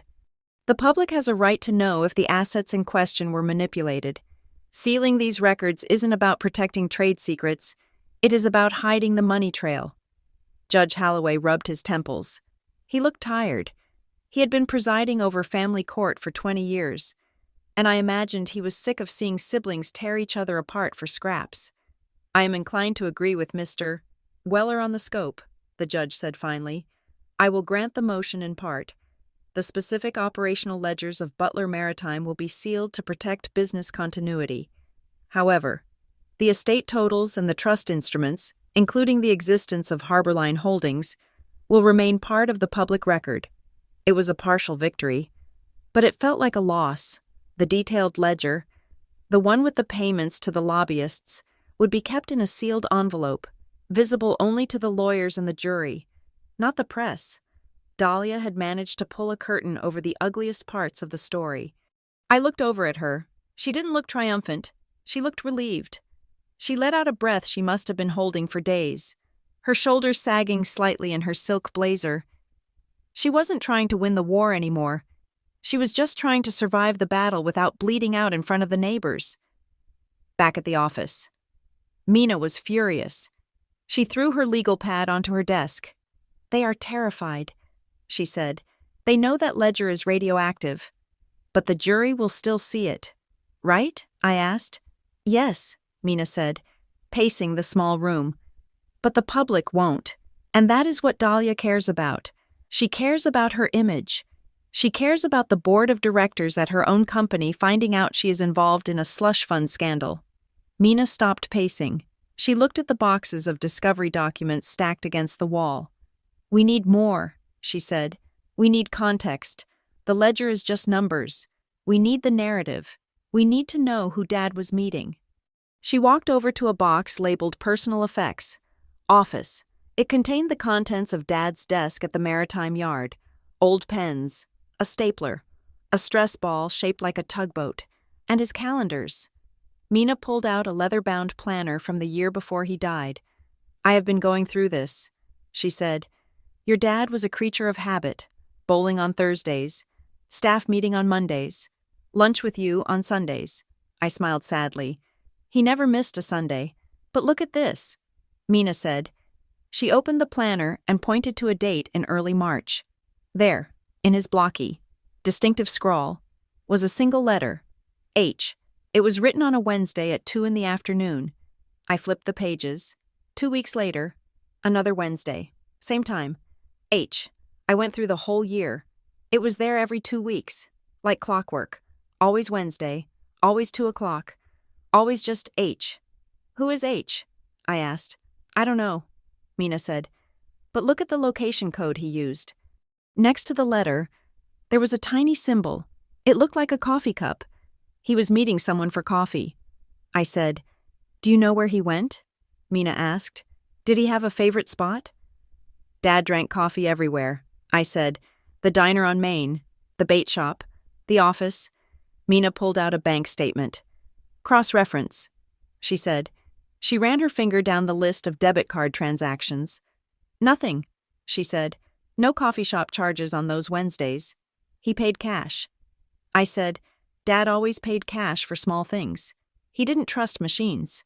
I closed my eyes, trying to remember. Wednesdays, 2 o'clock. Wait, I said. I opened my eyes. One Wednesday, about 6 months ago. I called him. I had a flat tire. I asked if he could come get me. He said he couldn't. He said he was way out by the junction. The junction? Mina asked. The highway junction. I said, Route 9 and the interstate. There is nothing out there except a gas station and the Starlight Diner. I said, It is a truck stop. Greasy food, bad coffee. He never went there. We used to joke that the pancakes tasted like radial tires. Mina tapped the H in the calendar. Go there. she said. The Starlight Diner was a chrome and neon relic from the 1950s that had not aged gracefully. It sat on a patch of cracked asphalt off the highway. Surrounded by idling 18-wheelers, the air smelled of diesel and frying bacon. I walked in. It was 3 p.m, the dead hour between lunch and dinner. The place was mostly empty, save for a few truckers hunched over their phones. I sat at the counter. The vinyl stool was torn, revealing yellow foam underneath. A waitress walked over. She was a woman in her 60s, with hair dyed a defiant shade of red and a name tag that said, Betty. She looked like she had seen everything the highway had to offer and was unimpressed by all of it. "Coffee?" she asked. She held a pot with a steady hand. "Please," I said. She poured it. It was black and looked thick enough to pave a driveway. "I am actually looking for information," I said. Betty sighed. She set the pot down. "Unless you are ordering food, honey, I am not the information booth." I pulled a photo out of my purse. It was a picture of Dad, taken at his birthday party 2 years ago. He was laughing, holding a beer. "Did you ever serve this man?" I asked. "He might have come in on Wednesdays. Around 2?" Betty looked at the photo. Her expression softened instantly. "The quiet man." She said, "You remember him?" I asked. "Hard to forget." She said, "He was a regular. Came in every other Wednesday for almost a year. Always sat in booth 4. She pointed to a booth in the back corner. It was secluded, far from the windows. "Did he eat?" I asked. "Never," she said. "He ordered coffee, black, and he waited." "Who was he meeting?" I asked. My heart was thumping against my ribs. Betty frowned. She wiped her hands on her apron. "A guy in a suit?" she said. "Strange place for a suit like that. High quality, tailored, not like the lawyers who come through here sometimes. This was different." "What did he look like?" I asked. "Average height," Betty said. "Dark hair, sharp face, but the suit, it was always black, even in July, when it was 90 degrees out. He wore that black suit." A chill ran down my spine. "Did you ever hear them talking?" I asked. Betty shook her head. They kept their voices low, but the quiet man, your dad, he looked unhappy. Toward the end, he looked scared. "Scared?" "Yeah," Betty said. "He would hand over an envelope, thick envelope, manila, and the man in the black suit would take it, check the contents, and nod. Payments. I thought, the cash withdrawals. Dad was physically handing over the money. And there was one thing," Betty added. "It was odd." "What?" "The man in the suit never ordered anything either." She said, "Not even water. And he always made your dad switch seats." "Switch seats?" "Yeah. The man in the suit always wanted to sit facing the front, facing the entrance. He watched that door like he expected the devil to walk through it. I felt the blood drain from my face. Wait for the door. Dad's note. It wasn't a metaphor. It was a learned behavior. He had spent a year sitting across from a man who watched the door. He had learned that the door was where the danger came from. Or the salvation. "Thank you, Betty," I said. I put a $20 bill on the counter. She pushed it back. "Keep it, honey. He was a nice man. He always tipped well. He told me once he was doing it for his girls." I walked out into the gray afternoon. The highway noise was deafening. A constant roar of engines. Handler. My father wasn't just paying a lobbyist. He was paying a handler. He was being run. I drove back to town. My hands shaking on the wheel. The story was shifting under my feet. It wasn't just corruption. It was organized. It was professional. And Dahlia was right in the middle of it, contesting a will that was essentially a crime scene. When I got home, there was a car in my driveway. It was a silver Mercedes, Dahlia's car. I parked behind her. I didn't want to talk to her, but I knew I had to. She was standing on the porch, staring at the front door. She looked smaller than she had in the courtroom. The fight seemed to be draining out of her. "What do you want?" "Dahlia?" I asked, walking up the path. She turned. Her eyes were red. She wasn't wearing her usual armor of makeup. "I have a new offer," she said. I unlocked the door and pushed it open. I didn't invite her in, but she followed me anyway. We stood in the hallway, the neutral ground between the kitchen and the living room. I'm not interested. I said, "Just listen," she said. Her voice was desperate. "Please, Sadie, just listen." She reached into her purse and pulled out a document. It wasn't on legal letterhead. It looked like a draft. "Joint control," she said. 50-50. We run Butler Maritime together. You keep the house. I keep the Tahoe place. We split the profits down the middle. I stared at her. This was everything she had said she would never do. She had called me incompetent. She had called me a leech. Now she wanted to be partners? Why? I asked. Because we are sisters, she said, and we shouldn't be fighting. Don't give me that, I said. I crossed my arms. You are winning the PR war. You have the judge sealing records. Why would you offer me half the company now? Because I am tired. Sadie, she shouted. Her composure cracked. I am just tired. I want this to be over. I looked at the document in her hand. There was a catch. There was always a catch. What is the condition? I asked. She swallowed. She held the paper out. You have to sign a disclaimer, she said softly, disclaiming any interest in the administrative trust, and you have to agree to seal the estate permanently. The trust. The administrative trust that Vance was so nervous about. The trust that held Harborline. You want me to help you bury it, I said. I want to protect us, she pleaded. She took a step forward. Sadie, you do not understand. If that trust is opened, if those records get out, it isn't just money, it is prison. For whom? I asked. For you? She didn't answer. She just looked at me, her eyes pleading. Did you know? I asked. Did you know what he was doing with the man in the black suit? Dahlia froze. The color left her face completely. How do you know about him? She whispered. I found the diner. Dahlia, I know about the Wednesdays. I know about the envelopes. Dahlia dropped the paper. It fluttered to the floor like a dying bird. You have to take the deal, she said. Her voice was a terrified rasp. If you don't stop digging, they will come for you. And I can't stop them. Who are they? I demanded. Tell me. I can't, she screamed. She was shaking violently now. I can't say the name. She turned and ran out the door. She didn't look back. She scrambled into her car and peeled out of the driveway, gravel spraying against the siding of the house. I looked down at the paper on the floor. Joint control agreement. It was a surrender. She was terrified. She was offering me half of everything just to keep the lid on the box. But I couldn't take it, because taking it meant becoming an accomplice. It meant joining the silence that had killed my father. The next day, the pressure in the courtroom ratcheted up another notch. It was a hearing on the sanctions motion. Judge Holloway was in a foul mood. He sat on the bench, looking down at Marcus Weller like a disappointed headmaster. Mr. Weller, the judge said, it has been 48 hours. Do you have the original power of attorney? Weller stood up. He looked like he hadn't slept.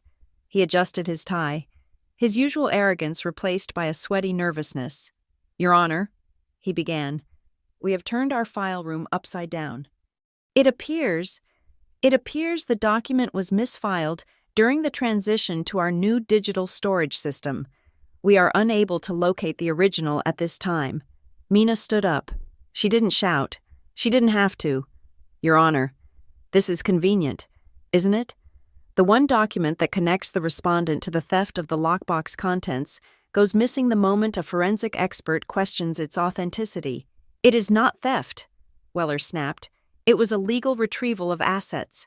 Based on a forged instrument, Mina shot back, without the original. There is no proof of authority, and if there is no authority, then Dahlia Butler entered that bank and removed estate property without right. That is conversion. That is fraud. Enough, the judge boomed. Silence fell over the room. Mr. Weller, the judge said, his voice deadly quiet, I am issuing a formal warning. If that document is not produced by the start of trial next week, I will instruct the jury that they may infer the document was destroyed because it was damaging to your case. I will also entertain a motion to strike your client's testimony regarding her authority. Do I make myself clear? Crystal clear, Your Honor, Weller whispered. I looked at Dahlia. She was staring at the table, her hands gripping a pen so hard her knuckles were white. She knew what that meant. If the jury was told she destroyed evidence, she was finished. The lawsuit would collapse. But she couldn't produce the document because it was a forgery, and giving them the original would prove it. She was trapped, and the walls were closing in. That evening, I was going through the last box of documents Mina had brought over. It was the personal box. Things that didn't fit into the financial categories. Old birthday cards, receipts for garden supplies, manuals for the toaster. I was tired. My eyes were blurring. I wanted to stop, but then I saw a blue folder at the bottom of the stack. It was labeled SB. My initials. I opened it. It wasn't a financial document. It was a letter from a bank, dated 6 months ago. Dear Mr. Butler, we are pleased to confirm the establishment of the Sadie Butler Educational Endowment. I blinked. A scholarship? I read on. It was a small fund, only $50,000, but the terms were specific, incredibly specific. The purpose of this fund is to provide tuition assistance for students of Morro Bay High School pursuing degrees in library science or history. My field. He had set up a scholarship for librarians, but it was the next paragraph that made my breath catch in my throat. Control and administration. This fund shall be administered solely by the board of the Morro Bay Public Library. Under no circumstances shall the administration of this fund involve Dahlia Butler, nor shall she have any signatory authority, oversight, or access to the principal. I stared at the words, under no circumstances. He had written her out, explicitly, before he died, before the lawsuit, before the fight. He knew. He knew we would end up here. He knew she would try to take everything. And he had carved out this one small, pure thing and built a wall around it that she couldn't climb. It wasn't about the money. $50,000 was nothing compared to the millions at stake in the company. It was the message. You are not her, he was saying, and I will not let her touch who you are. I put the letter down and put my face in my hands. The tears finally came. Not the polite, silent tears of the funeral, but deep, racking sobs that shook my whole body. I cried for the father who had loved me enough to protect my name. I cried for the sister who had lost his trust so completely that he had to banish her from his charity. And then, the grief shifted into something colder. A question that settled in my stomach like a stone. He had planned this. He had planned all of it. The note in the cookbook, the hidden fuse in Harbor Line, the specific exclusion in the scholarship. He had set the board. He had moved the pieces, and then he had died. Did he do this to protect me? To give me a fighting chance against Dahlia? Or did he do it to punish her? Did he leave the Harbor Line mess as a trap? Knowing her greed would lead her right into it? Did he know she would sue? Did he know she would try to take the company, and in doing so, trigger the explosion he had set? It was a cruel thought. My father was a gentleman. He saved stray cats. He fixed neighbors' sinks for free. But he was also a man who had sat across from a figure in a black suit for a year, handing over envelopes of cash. He was a man who had been pushed into a corner, and a man in a corner will do terrible things to make sure the people who put him there pay for it. I wiped my eyes. The image of my father was changing. He wasn't just the victim. He was the architect. My phone rang. It was Mina. It was late, past 10. Sadie, she said. Her voice was tight. Urgency crackled down the line. What is it? I asked. Did they find the power of attorney? No. She said, it is worse. Or better. I don't know yet. What happened? I just got an electronic notification. She said, a subpoena. From Larkin Weller? No, Mina said. From the Department of Justice. The phone nearly slipped from my hand. The DOJ? They are subpoenaing the estate records. Mina said, specifically, they are demanding all documents related to Harbor Line Holdings and the Morro Bay Renewal Initiative, the feds. I whispered. They are watching. Sadie. They have been watching. And Dahlia's lawsuit. It just rang the dinner bell. What does this mean for the trial? I asked. I don't know, Mina said. But it means this isn't a civil case anymore. The sharks are in the water. Sadie. And they are the kind that don't leave leftovers. She paused. Sadie? I am here. Get ready, she said. Whatever your father was waiting for. I think it is at the door. I hung up. I walked to the window and looked out at the fog. The street was empty, but I felt eyes on me. I felt the weight of the man in the black suit. Dahlia was right. We were going to be ruined. The feds would tear the company apart. They would seize the assets. They would expose the bribes. Dad had left me a legacy. All right, he had left me the trigger to a bomb that was going to blow my family off the map. And I had just realized that I was the one holding the match. I touched the cold glass. Okay, Dad, I whispered. You wanted me to wait for the door. It is opening. The courtroom smelled of lemon floor wax and stale coffee, a sterile scent that failed to mask the underlying odor of anxiety. This was day 3 of the trial. The gallery was half full, mostly with retirees who treated the county court docket like daytime television, plus a few reporters from the city who had smelled blood in the water after the Department of Justice subpoena. I sat at the plaintiff's table. My hands clasped so tightly my knuckles were white.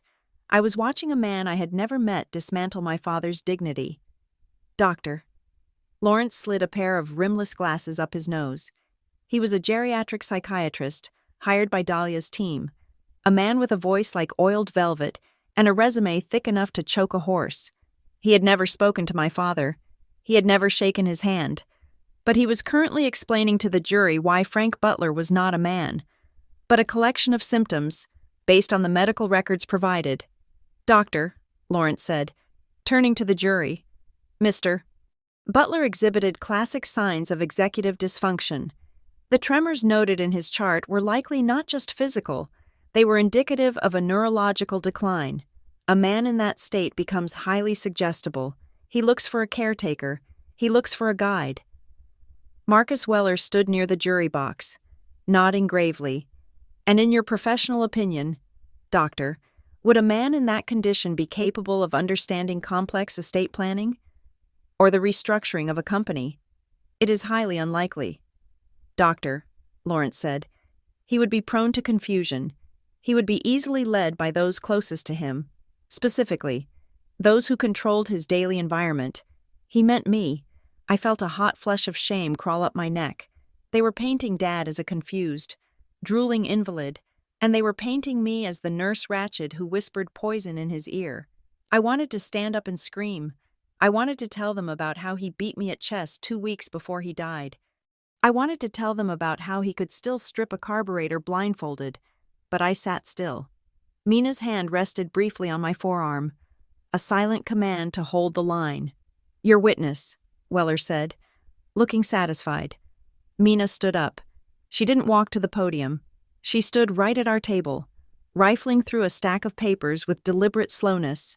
Doctor, Lawrence, she said, not looking up, you mentioned executive dysfunction, confusion, an inability to handle complex tasks.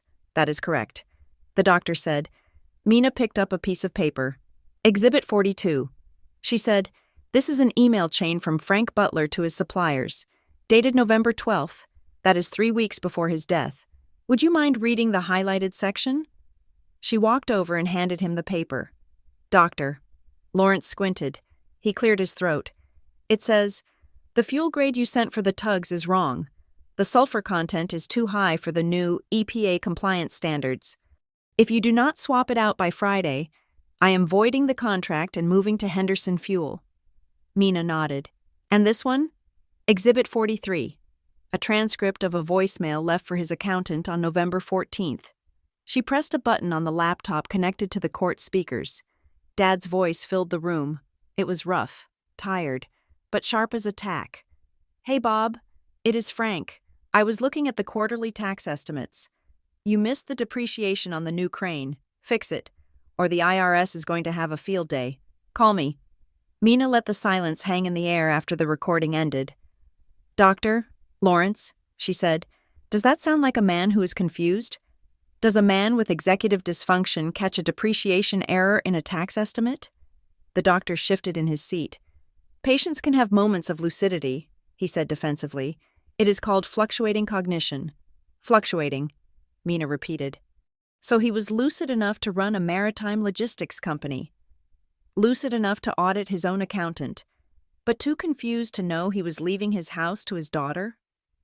That is not what I said, the doctor snapped. No, Mina said, her voice dropping to a steely chill. You said he was suggestible. You said he was easily led. But the evidence suggests Frank Butler was the one giving the orders until the day his heart stopped. She turned to the judge. No further questions. We took the round. But the war was far from over.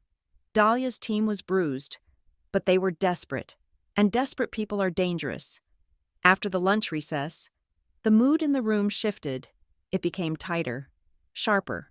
We were moving from the medical to the forensic. We called our handwriting expert, Dr. Aris. He set up a projector screen. The lights in the courtroom were dimmed. Dr. Aris was a small man with the precision of a watchmaker.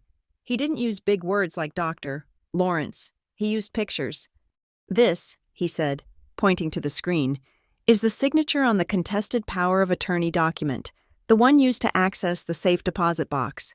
A blown-up image of Dad's signature appeared. Frank J. Butler, and this, Dr. Aris said, clicking a remote, is a signature from a check written by Mr. Butler 2 days prior to the date on the power of attorney. A second signature appeared next to the first. To the naked eye, they look similar. Doctor, Aris said, but let me show you what happens when we overlay them. He clicked the remote. The second signature slid over the first. They matched perfectly. Every loop, every line, every jagged edge of the B. The courtroom was silent. Signatures are like snowflakes. Doctor, Aris said, turning to the jury, no person signs their name exactly the same way twice. There is always natural variation, micro-tremors, spacing differences. The probability of 2 genuine signatures matching perfectly, pixel for pixel, is statistically 0. He pointed to the screen. This is not a natural signature, he said. This is a tracing. Someone took the check, placed the power of attorney document over it, and traced the line. It is a forgery, and not a very good one. I looked at Dahlia. She was staring at the screen. Her skin had gone the color of old parchment. She looked like she might vomit right there on the expensive mahogany table. She brought a hand up to her mouth, her fingers trembling so violently that her diamond bracelet rattled against the wood. Weller was whispering furiously in her ear, but she didn't seem to hear him. She was staring at the proof of her crime, projected 10 feet high for the world to see. Objection! Weller shouted, standing up. This is speculation. The witness cannot confirm who performed the tracing. I am not speculating on the perpetrator. Doctor, Aris said calmly, I am stating a forensic fact about the document. The signature is a fabrication. The judge looked at the screen, then at Weller. The objection is overruled. The evidence speaks for itself. We broke for a 15-minute recess. I needed air. I walked out into the hallway, my heels clicking on the marble floor. The corridor was crowded with people checking their phones, lawyers haggling over plea deals in hushed tones. I saw Dahlia near the water fountain. She was alone for once. She was leaning against the wall, eyes closed, breathing shallow, rapid breaths. I walked over to her. I didn't want to. I wanted to run away from the wreckage she had caused. But the pull of blood is a terrible, heavy thing. Dahlia, I said. She opened her eyes. They were wet and glassy. She looked at me, and for a second, I didn't see the polished executive. I saw the sister who used to be afraid of thunderstorms. I didn't do it, she whispered. I stared at her. We just saw the overlay. Dahlia, it is a tracing. I didn't trace it, she hissed. Her voice was a jagged whisper. I didn't forge it. I swear to God. Sadie. Then who did? I asked. Who signed it? She looked around the hallway, her eyes darting like a trapped animal. They brought it to me. She said, they brought it to my office. They said Dad needed me to handle the box. They said he was too sick to go. They said if I didn't sign as the witness and get the document notarized, the contents would be lost. Who are they? I asked. Was it the man in the black suit? Dahlia flinched. She grabbed my arm. Her fingers were ice cold. I signed the witness line. She said, that is all I did. I thought the signature was real. I thought Dad had signed it. I was just trying to help. You were trying to help yourself to the money, I said, pulling my arm away. No, she cried.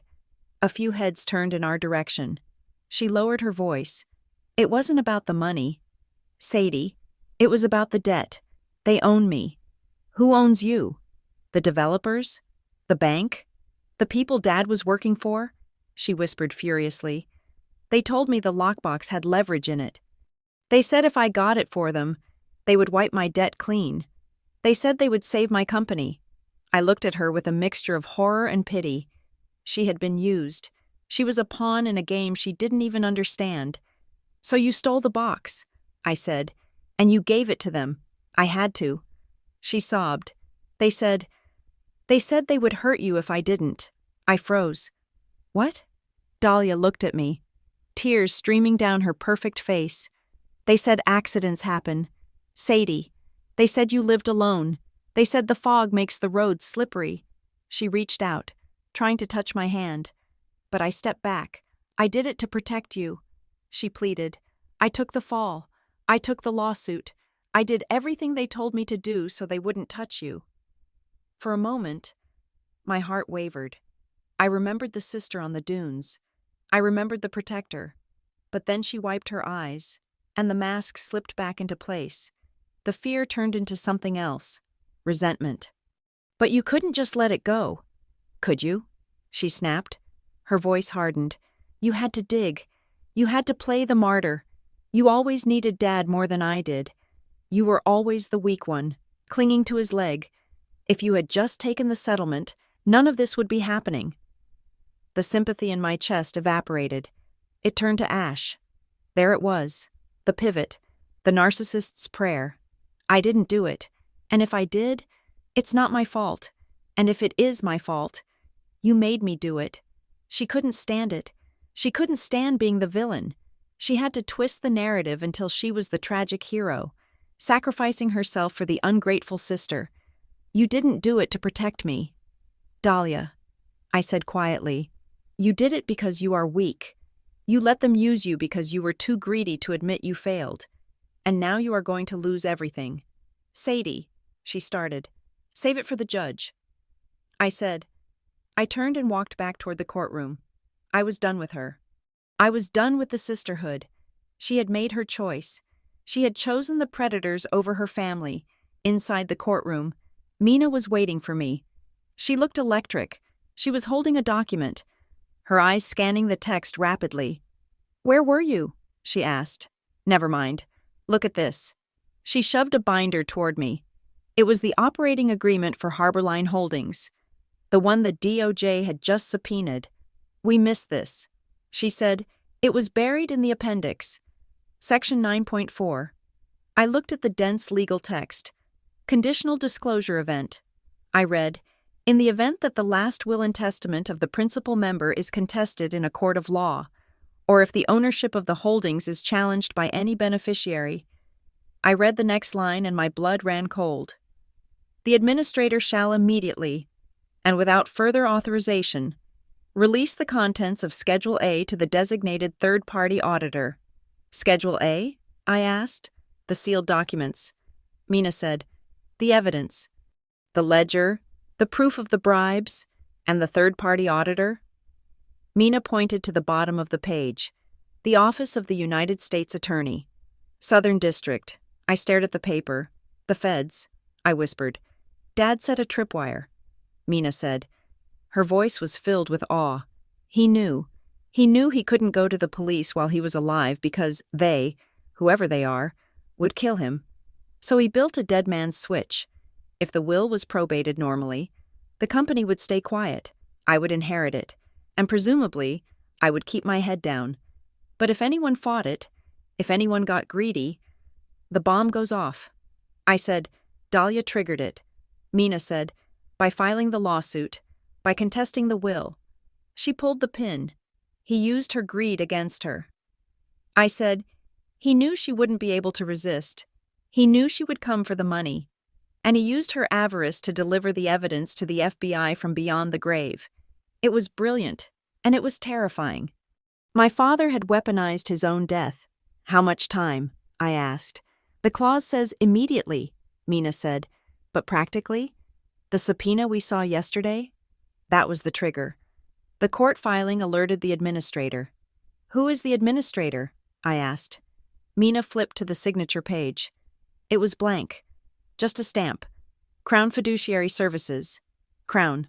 I said, I don't know them. Neither do I. Mina said, and I know everyone in this state. The judge re-entered the courtroom. The bailiff called out, all rise. We stood. Dahlia rushed in a second later, looking disheveled. She sat down next to Weller, who was looking at his phone with a deep frown. Judge Holloway sat down. He looked at the empty space where the power of attorney should have been. Mr.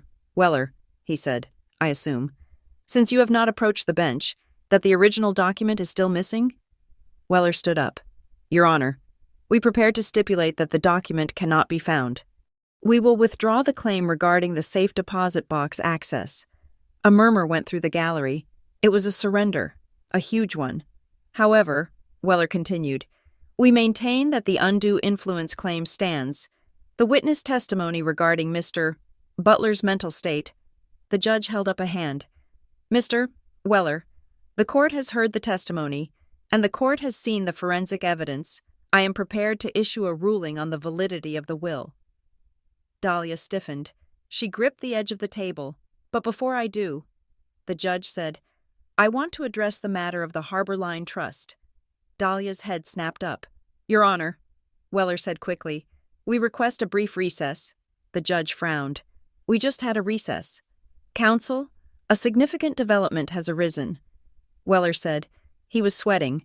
A settlement discussion. Mina looked at me. Do we agree? If they settle. The lawsuit ends. I said. Does that stop the trigger? Mina checked the clause again. If contested. It is already contested, she said. The bell has been rung. Settling now doesn't stop the disclosure. It just stops the public humiliation. Let them talk, I said. I want to see her sweat. We have no objection to a brief recess. Mina said. The judge sighed. 10 minutes. That is all. Weller grabbed Dahlia by the elbow and practically dragged her into the hallway. I followed, standing just inside the double doors, watching through the narrow glass pane. Dahlia was pacing. She had her phone to her ear. She was whispering furiously. It is over, she hissed. I could hear her through the crack in the door. The judge knows. The signature didn't hold up. Pause. I can't stop it, she screamed, then lowered her voice immediately. Sadie won't sign. She knows about the clause. She knows about the trigger. She listened for a moment. Then her face went white. Whiter than the paper the forgery was printed on. No, she begged. Please, I need more time. Please don't come here. I can fix this. She lowered the phone slowly. She stared at the screen. Her hand was shaking so bad she almost dropped it. She looked up and saw me watching her. She didn't look angry anymore. She looked like a person who had just heard their own death sentence. She walked back toward the courtroom doors. She passed me without a word. She smelled of cold sweat and fear.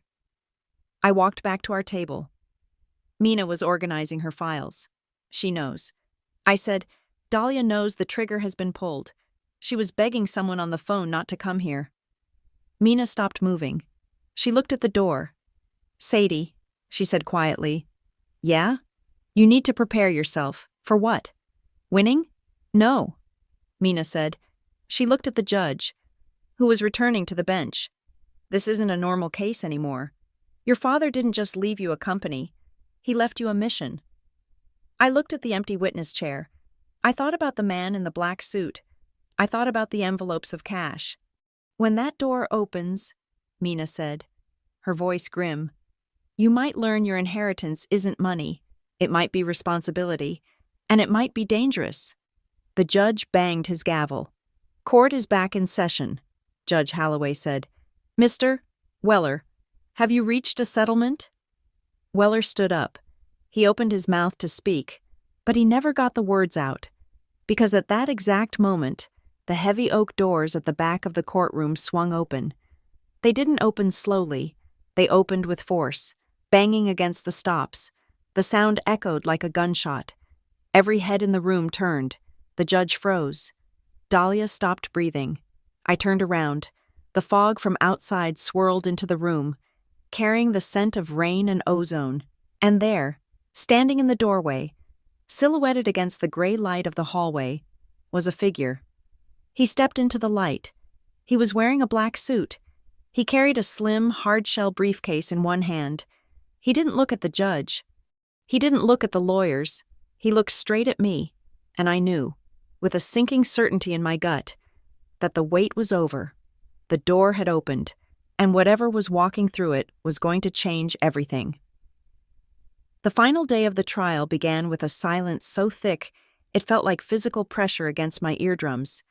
The air conditioning in the courtroom had been turned up too high, leaving a chill that settled into the marrow of my bones, but nobody complained. We were all frozen, trapped in the amber of the legal process, waiting for Judge Holloway to swing the hammer that would shatter my family for good. I sat at the plaintiff's table, my hands resting on the cool wood. I looked across the aisle at Dahlia. To the casual observer, or perhaps to the few bored reporters in the back row, she looked perfect. Her posture was erect, her chin held at a defiant angle, her navy suit tailored to a millimeter of perfection. She looked like a CEO waiting for a board meeting to begin. But I knew her. I had shared a bedroom with her for 12 years. I had watched her brush her hair 1,000 times. I knew the map of her face better than I knew my own, and I saw the cracks. I saw the way she swallowed, a dry clicking motion in her throat that happened every 30 seconds.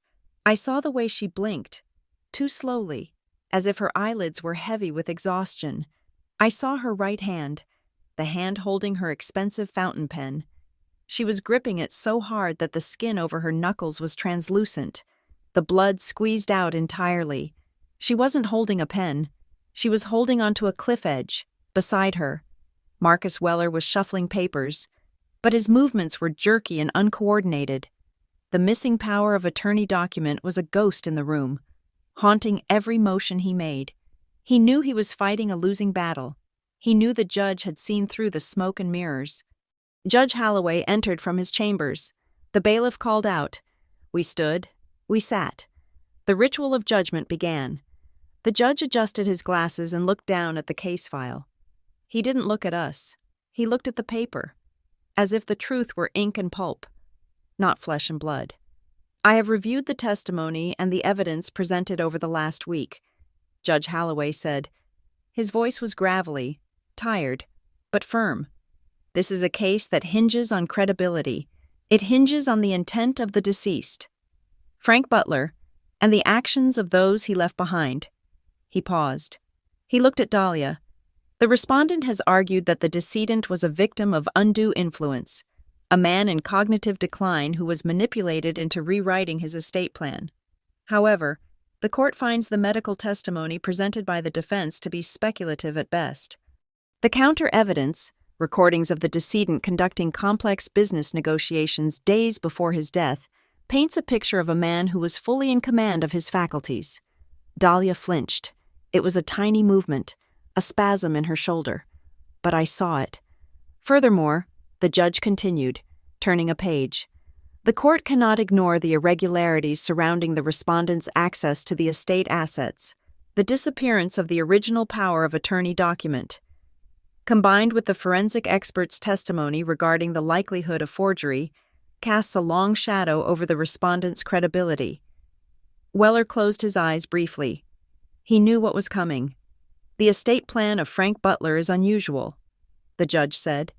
The creation of Harborline Holdings and the specific exclusions in the scholarship fund suggest a man who was not confused, but rather highly specific in his intentions. He intended to separate his assets. He intended to keep certain control away from his eldest daughter. My heart began to hammer. He was going to rule for me. He was going to validate the will. I was going to get the company. I was going to get the house, but I didn't feel triumphant. I felt a knot of dread in my stomach, because I knew what winning meant. Winning meant I inherited the secrets. Winning meant I had to open the box that Dad had died protecting. Accordingly, the judge said, raising his head, it is the finding of this court that the last will and testament of Frank Butler is valid. The contest is dismissed. The estate shall proceed to— The sound of the courtroom doors opening was not loud. It was not a slam. It was a heavy pneumatic hiss, followed by the dull thud of wood against the stops. But the effect was instantaneous. It was as if all the oxygen had been sucked out of the room in a single violent breath. The judge stopped speaking. He looked up, his eyebrows drawing together in a thunderous frown. "This is a closed session," the judge barked. "Bailiff, remove—" The judge stopped. A man had walked through the doors. He was not a reporter. He was not a lost tourist. He was a man who moved with a terrifying, fluid economy. Like water flowing downhill. He wore a black suit. It was not a fashion statement. It was a uniform. The fabric was matte, absorbing the harsh fluorescent light rather than reflecting it. His tie was black. His shoes were black. He carried a slim, hard-shell briefcase in his left hand. In his right, he held up a leather wallet with a gold badge pinned to the front. I felt a chill ripple down my spine that had nothing to do with the air conditioning. It was the chill of recognition. The waitress at the diner. He wore a black suit even in summer.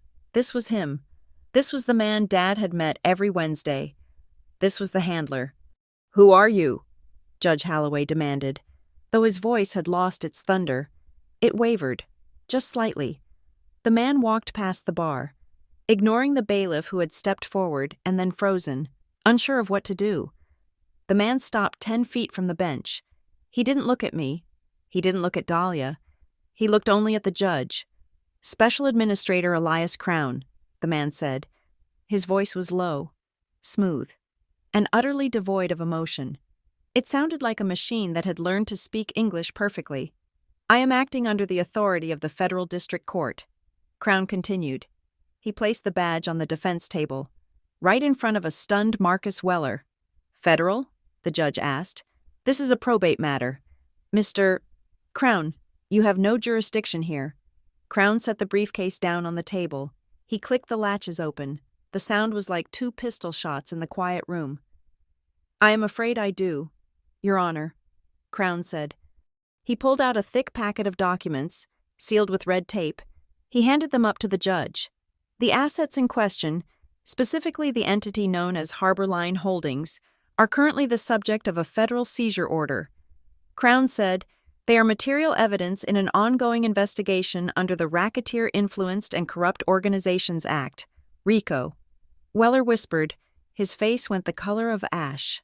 I looked at Dahlia. Her mask didn't just crack. It shattered. She wasn't looking at Crown with surprise. She was looking at him with recognition. And beneath the recognition, there was a terror so pure it looked like madness. Her mouth opened slightly, but no sound came out.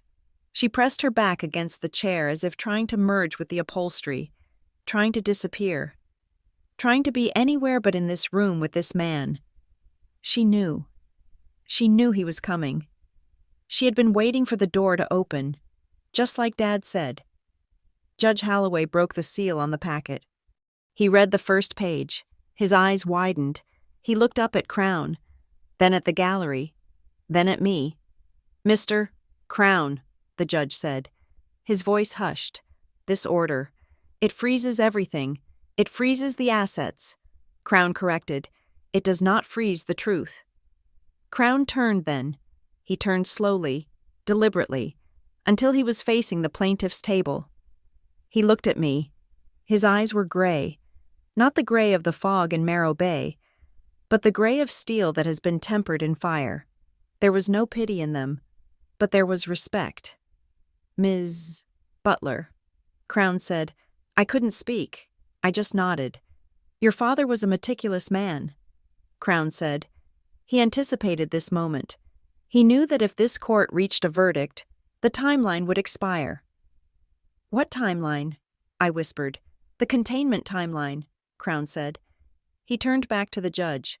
Your Honor, I request that you recess this court immediately. The contents of the estate are no longer a civil matter.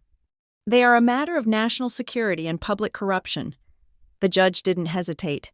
He banged the gavel. It sounded weak, like a toy hammer. Court is recessed, the judge said. Counsel, into my chambers. Now. Crown didn't move toward chambers. He stood still, watching the room dissolve into chaos. Reporters were shouting into phones. The bailiff was trying to clear the gallery. Weller grabbed his briefcase and sprinted toward the judge's door. Abandoning his client, Dahlia sat frozen. She was staring at the table, her breathing coming in jagged gasps. Crown walked over to me, up close. He smelled of nothing. No cologne, no sweat, no soap, just cold neutrality. Sadie, he said. He used my first name. It sounded strange coming from him. Who are you? I asked. My voice was shaking. Did you know him? I was his contact, Crown said. For the last year. You are the man from the diner. I said. Crown nodded once. A microscopic dip of his chin. He wanted out, Crown said. He wanted to stop the payments. He wanted to expose the renewal initiative for what it was. A laundering scheme for cartel money moving through the port. Cartel money? I felt the room spin. My father was a tugboat mechanic. He fixed engines. They used his ships. Crown said. They pressured him. He took their money because he had no choice. But he kept records. He kept every receipt, every ledger, every date. The fuse, I whispered. Crown looked at the door where the judge had disappeared. He couldn't give it to me while he was alive. Crown said, they would have killed him, and they would have killed you. So he died? I asked, tears springing to my eyes. He died to give you the evidence? No, Crown said. He died of a heart attack. The stress killed him, but he knew it was coming, so he built the trap. Crown gestured to the room, to the empty judge's bench, to the weeping sister at the other table. He knew Dahlia would sue. Crown said, he knew she was leveraged. He knew she was desperate. He structured the estate so that her greed would be the trigger. If she had accepted the will, the evidence would have stayed buried. You would have been safe. The company would have been clean. But she fought, I said, and by fighting, Crown said, she entered the code. She unlocked the vault, the clause in the Harbor Line Agreement, the 72-hour disclosure rule. That was for me. It was his signal. It told me the coast was clear to come in and take them down. Your father didn't want revenge. Sadie, Crown said softly, he wanted the truth to survive him. He turned and walked toward the exit. Meet me outside, he said. We have work to do. I stood there, processing the enormity of it. Dad hadn't just been a victim. He had been a player. He had used his own daughter's predictability, her avarice, her envy, as the mechanism to launch a federal investigation. It was brilliant. It was cold. It was love, twisted into the shape of a weapon. I walked over to Dahlia. She was still sitting in the chair. She looked small. The power suit looked like a costume she had stolen from a grown-up. Dahlia, I said. She looked up. Her makeup was streaked. Her eyes were red. Sadie, she whispered. Her voice broke. You knew. I said, you knew who they were. She nodded frantically. They came to me. Sadie, after he died. The men in the suits. Not him. She pointed at the door where Crown had gone. The others. The bad ones. What did they tell you? They told me I had to get the box. She sobbed. They said the ledger was inside. They said if I didn't get it, they would burn the company down. They said they would hurt you. So you sued me. I said, I had to get control, she pleaded.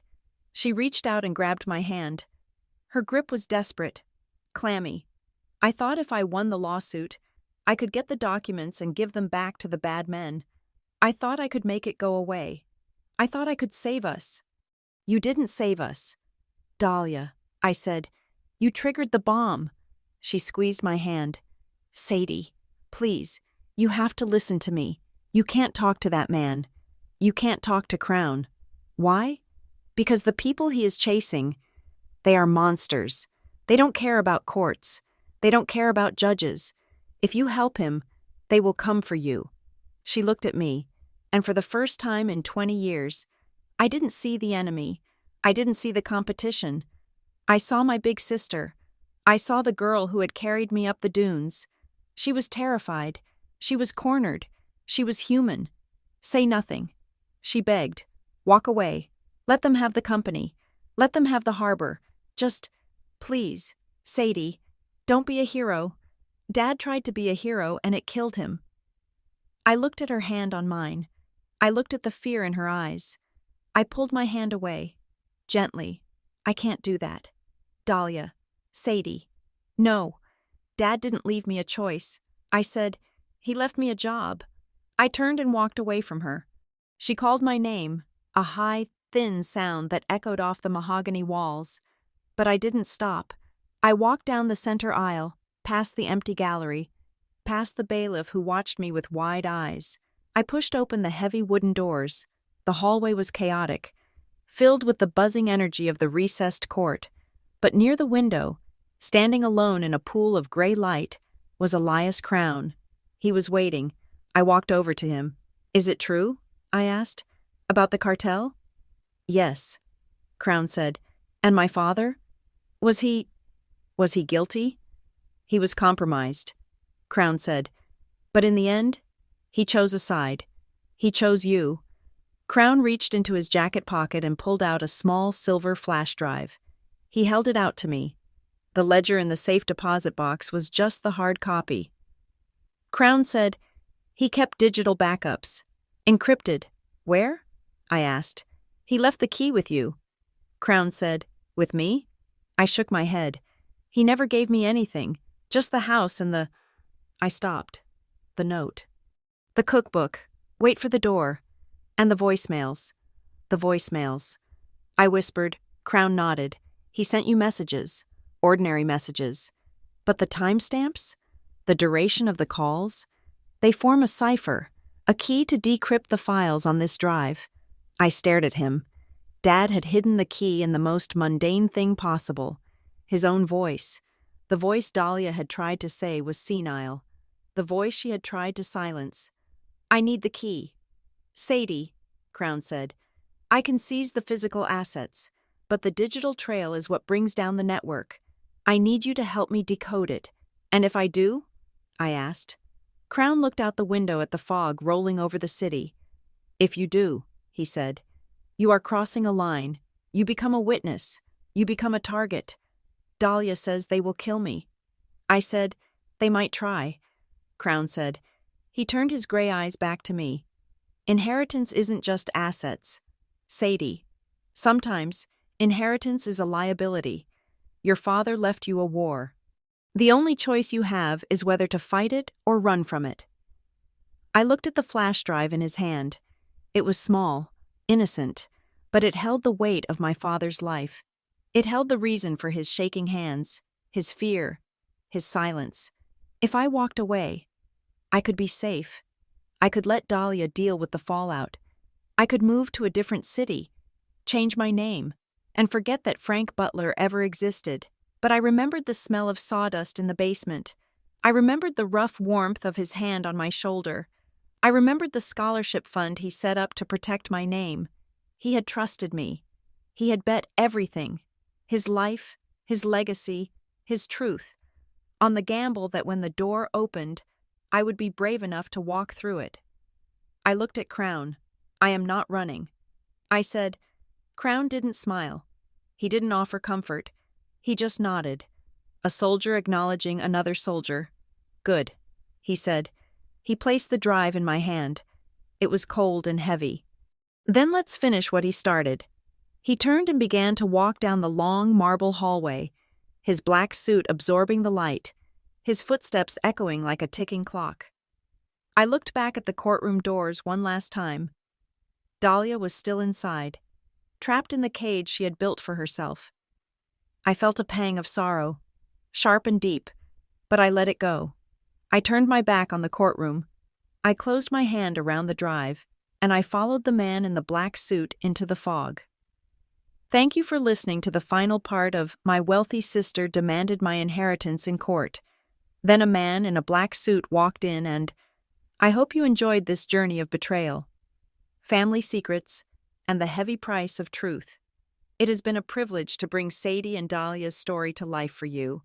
I would love to hear from you. Where are you listening from today? Do you think Sadie made the right choice by accepting the mission, or should she have walked away to save herself? Do you feel any sympathy for Dahlia, or did she get exactly what she deserved? Please leave your thoughts in the comments below. And if you enjoyed this story, make sure to subscribe to Revenge Stories so you never miss a new episode.